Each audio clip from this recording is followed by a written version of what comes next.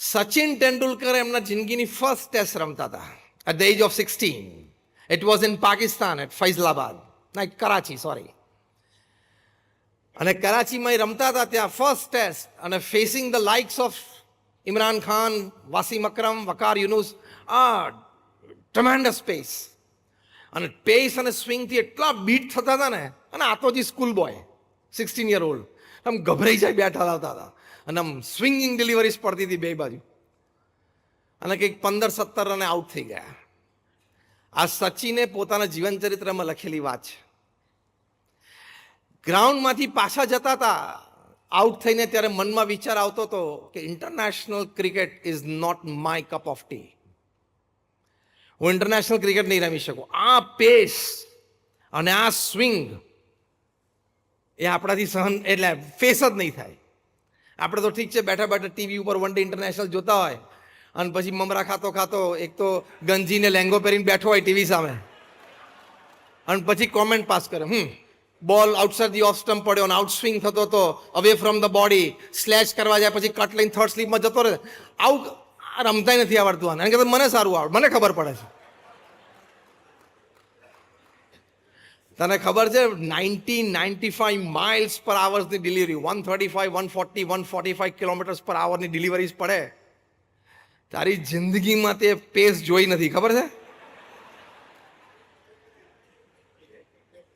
અને એમાં કટ થાય બે બાજુ 2 ફીટ.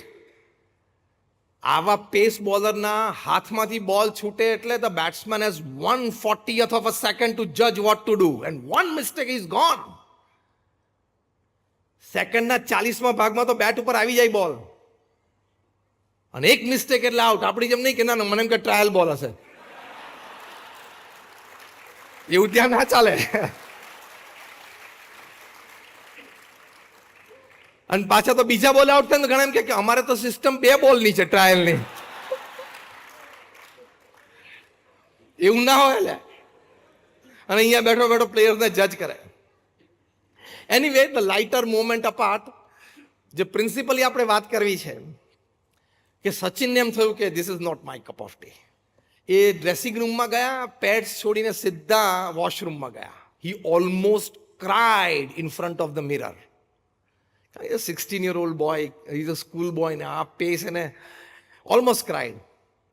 મેનેજર હતા રવિ શાસ્ત્રી, એમને ખબર પડી ગઈ ચહેરા પરથી કે હી ઇઝ ડિસ્ટર્બ્ડ. પાછા આવીને રવિ શાસ્ત્રીની બાજુમાં બેઠા રવિ શાસ્ત્રીએ પૂછ્યું, હાઉ આર યુ ફીલિંગ? એટલે સચિને પોતાની ભાવનાઓ કીધી. રવિ શાસ્ત્રી એમને વાત કરી કે you are trying to play this bowlers like it was a school game.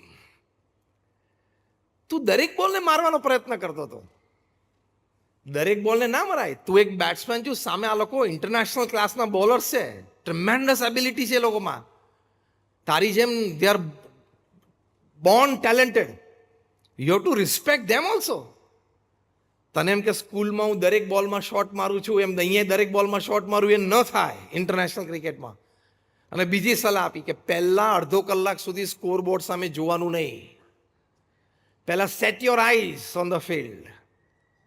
આ સલાહ, એડવાઇસ સચિન તેંડુલકરે બરોબર માની, સ્ટ્રેસ મેનેજ કરી શક્યા. Next test match at Faisalabad, he scored a half century, 59. He cemented his place in Indian cricket, went on for 200 tests and 100 international tons. એ પણ સ્ટ્રેસમાંથી પસાર થયેલા છે, ફેલિયર જોવે ત્યારે.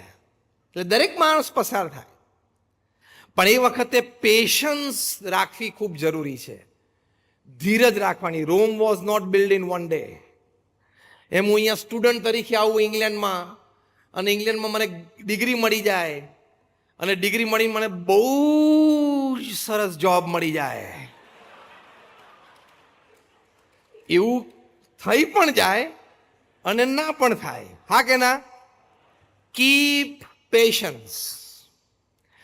ધીરજ રાખવાની, શ્રદ્ધા રાખવાની, અને કરતા રહેવાનું.